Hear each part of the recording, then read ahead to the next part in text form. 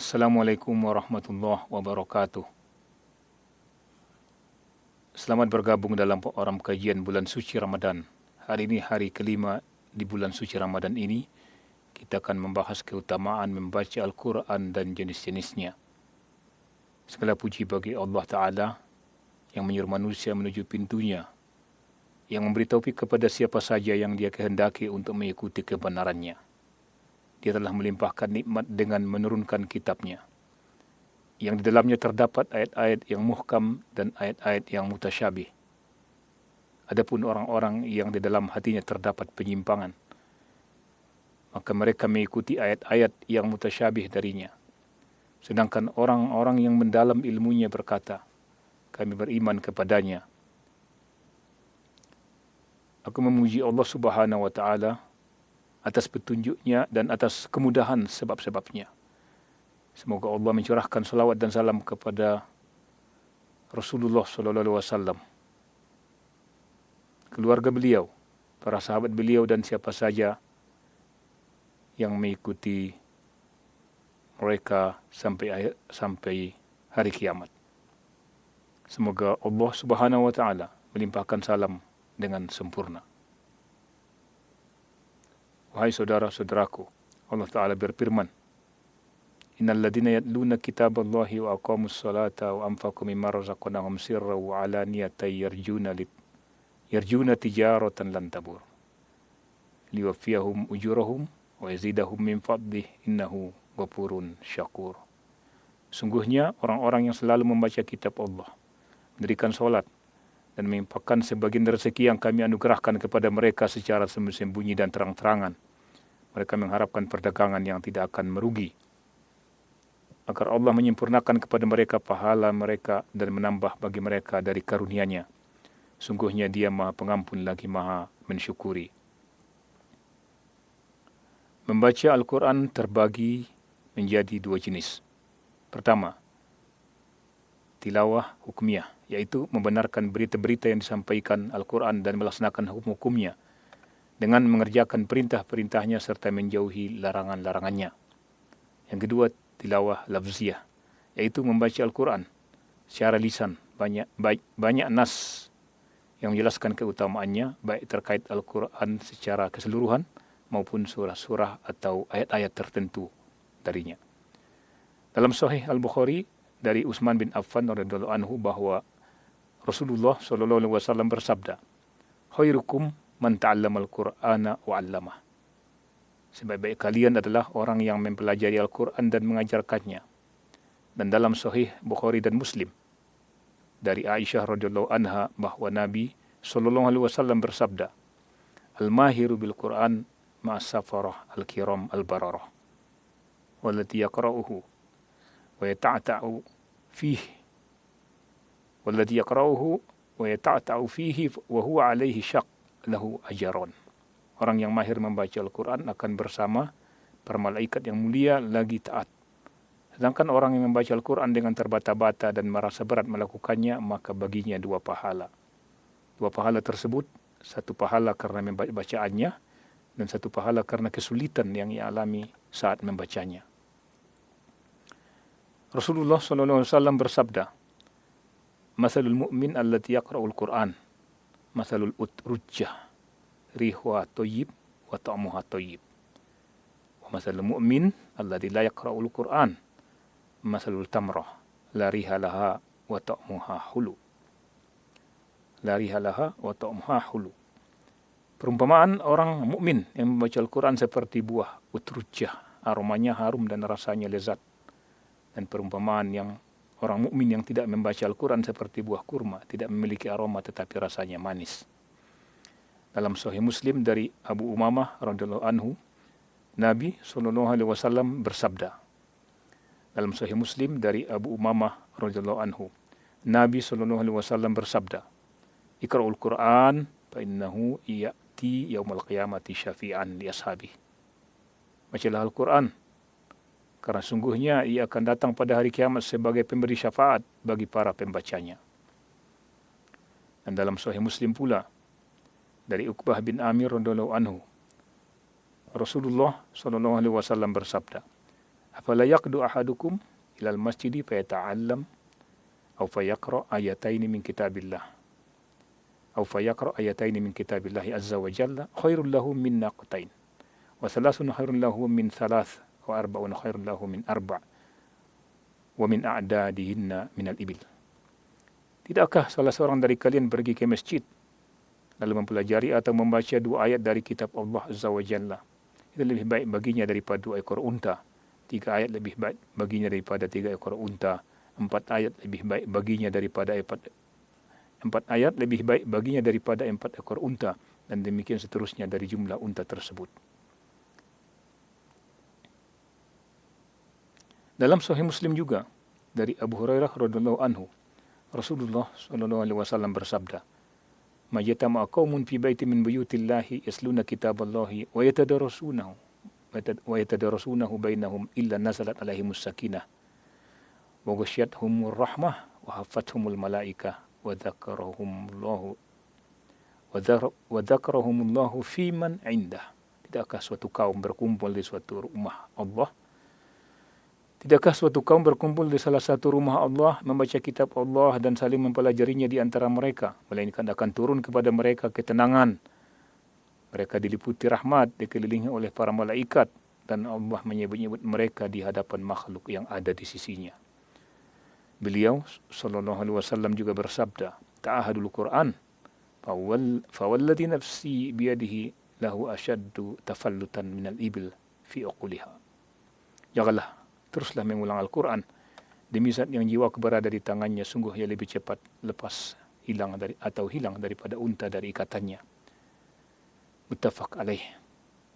Dan beliau sallallahu alaihi wasallam bersabda, "La yakul ahadukum nasitu ayah kaid wa kaid bal huwa nusi." Janganlah salah seorang dari kalian berkata, "Aku lupa ayat ini dan itu." Tetapi katakanlah, "Aku dibuat lupa." Hadis riwayat Muslim. Hal itu karena ucapan "aku lupa" dapat memberi kesan kurangnya perhatian terhadap Al-Quran yang telah dihafalnya hingga ia melupakannya. Dari Abdullah bin Mas'ud radhiyallahu anhu bahwa Nabi sallallahu alaihi wasallam bersabda, "Man qara'a harfan min kitabillahi falahu bihi hasanah wal hasanatu bi asyri amsalihha. La aqulu alif lam mim harfun walakin alif harfun wa lamun harfun wa mimun harf." Barang siapa yang membaca satu huruf dari kitab Allah, maka baginya satu kebaikan, dan satu kebaikan dilipat gandakan menjadi 10. Aku tidak mengatakan alif lam mim itu satu huruf, tetapi alif satu huruf, lam satu huruf, dan mim satu huruf. Hadis riwayat Tirmizi. Wahai saudara-saudaraku, inilah keutamaan membaca Al-Quran, dan inilah pahala yang diperoleh oleh orang yang mengharapkan ganjaran dan keridhaan dari Allah. Pahala yang besar untuk amalan yang ringan. Maka orang yang benar-benar merugi adalah orang-orang yang menyanyiakannya. Keutamaan-keutamaan ini mencakup seluruh Al-Quran. Namun sunnah juga menyebutkan keutamaan khusus bagi surah-surah tertentu. Antaranya adalah surah Al-Fatihah. Dalam Sahih Bukhari dari Abu Sa'id bin Al-Mu'alla radhiyallahu anhu, bahwa Nabi sallallahu alaihi wasallam bersabda kepadanya, "Lau alimannaka a'zama suratin fil Qur'an, alhamdulillahi rabbil alamin. Hiya sab'ul mathani wal Qur'anul azim alladhi utitu." Sungguh aku akan mengajarkan kepadamu surah yang paling agung dalam Al-Quran, yaitu alhamdulillahi rabbil alamin. Ia adalah 7 ayat yang diulang-ulang dan Al-Quran agung yang diberikan kepadaku. Karena keutamaannya, membaca Al-Fatihah dijadikan sebagai rukun dalam solat. Solat tidak sah tanpanya. Nabi SAW bersabda, "La solata liman lam yaqra' bi Fatihatil kitab." Tidak sah solat seseorang yang tidak membaca Fatihatul Kitab. Muttafaqun alaih. Di antara surah-surah tertentu pula adalah surah Al-Baqarah dan Ali Imran. Nabi SAW bersabda, "Iqra'ul Zahrawain, Al-Baqarah wa Alu Imran." Al-Baqarah wa Alu Imran. Fa innahuma ya'tiyani yaumil qiyamah kannahuma ghamamatan au goyayatan au kannahuma firqani min tayrin sawaf tuhajjani an ashabihima iqra'u suratul Baqarah fa inna akhtaha barakah wa tarkaha hasrah la yastati'uha al-batlah. Bacalah 2 surah yang bercahaya, Al-Baqarah dan Al-Imran. Sesungguhnya keduanya akan datang pada hari kiamat seakan-akan dua awan atau dua naungan atau seperti dua kelompok burung yang berbaris membela para pembacanya. Bacalah surah Al-Baqarah. Karena membacanya adalah keberkahan, meninggalkannya adalah penyesalan, dan para tukang sihir tidak mampu menghadapinya. Hadis riwayat Muslim. Dan dari Abu Hurairah radhiyallahu anhu bahwa Nabi SAW bersabda, Innal baita alladhi yuqra'u fihi suratul Baqarah la yadkhuluhu syaitan. Sungguhnya rumah yang dibacakan dalamnya surah Al-Baqarah tidak akan dimasuki setan. Hadis riwayat Muslim. Hal itu karena di dalamnya terdapat ayat kursi. Diriwayatkan dari Rasulullah SAW dalam riwayat sahih bahwa siapa membacanya pada malam hari maka ia senantiasa berada dalam penjagaan Allah dan setan tidak akan mendekatinya hingga pagi hari. Dan dari Ibnu Abbas radhiyallahu anhuma bahwa Jibril berkata ketika ia berada di sisi Nabi SAW, ini adalah sebuah pintu dari langit yang dibuka yang tidak pernah dibuka sebelumnya. Lalu turunlah dari pintu itu seorang malaikat mendatangi Nabi SAW dan berkata, bergembiralah dengan dua cahaya yang diberikan kepadamu, yang tidak diberikan kepada seorang Nabi pun sebelum engkau, Fatihatul Kitab dan ayat-ayat penutup surah Al-Baqarah. Tidaklah engkau membaca satu huruf pun darinya, melainkan engkau akan diberi balasannya. Hadis riwayat Muslim. Di antaranya adalah firman Allah, Qul huwallahu ahad, dalam Sahih Bukhari dari Abu Sa'id Al-Khudri radhiyallahu anhu bahwa Nabi SAW bersabda tentang surah ini, wallati nafsi biyadihi innaha ta'dilu sulusal Quran. Demi zat dengan jiwaku berada di tangannya, sungguhnya surah ini sebanding dengan sepertiga Al-Quran. Namun makna bahwa ia sebanding dalam keutamaan bukan berarti ia dapat menggantikan kedudukan Al-Quran seluruhnya. Oleh karena itu, seandainya seseorang membacanya dalam solat sebanyak 3 kali, hal itu tidak menggugurkan kewajiban membaca Al-Fatihah. Tidaklah mesti sesuatu yang setara dengan yang lain dalam keutamaan dapat menggantikannya dalam pelaksanaan hukum. Tidaklah mesti sesuatu yang setara dengan yang lain dalam keutamaan dapat menggantikannya dalam pelaksanaan hukum.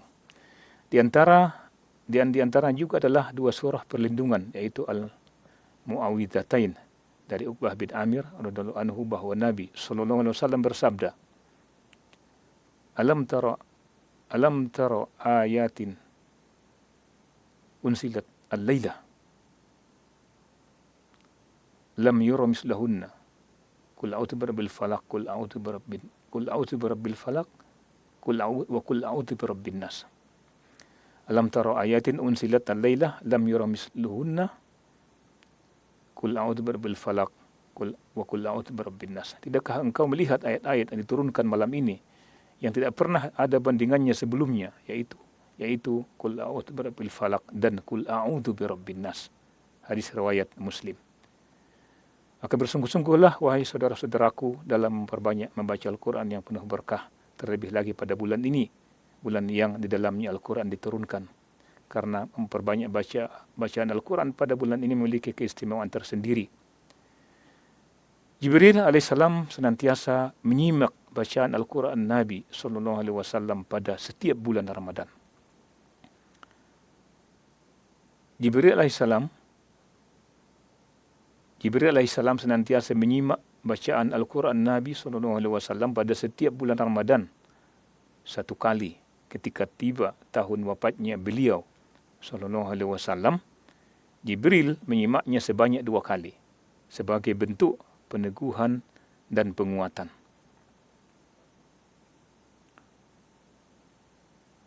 Ya Allah, karuniakanlah kepada kami kemampuan untuk membaca kitab-Mu dengan cara yang Engkau ridhoi. Ya Allah, kurniakanlah kepada kami kemampuan untuk membaca kitab-Mu dengan cara yang Engkau ridhoi. Tunjukilah kami dengannya ke jalan-jalan keselamatan. Keluarkanlah kami dengannya dari kegelapan menuju cahaya. Dan jadikanlah Al-Quran sebagai hujah yang membelah kami, bukan hujah yang memberatkan kami, wahai Tuhan seluruh alam. Dan jadikanlah Al-Quran sebagai hujah yang membelah kami, bukan hujah yang memberatkan kami, wahai Rabb seluruh alam. Semoga salawat dan salam senantiasa tercurah kepada Nabi kami Muhammad SAW, keluarga dan seluruh sahabat beliau. Demikianlah kajian kita pada hari ini. Ikuti kajian selanjutnya besok di waktu yang sama. Assalamualaikum warahmatullahi wabarakatuh.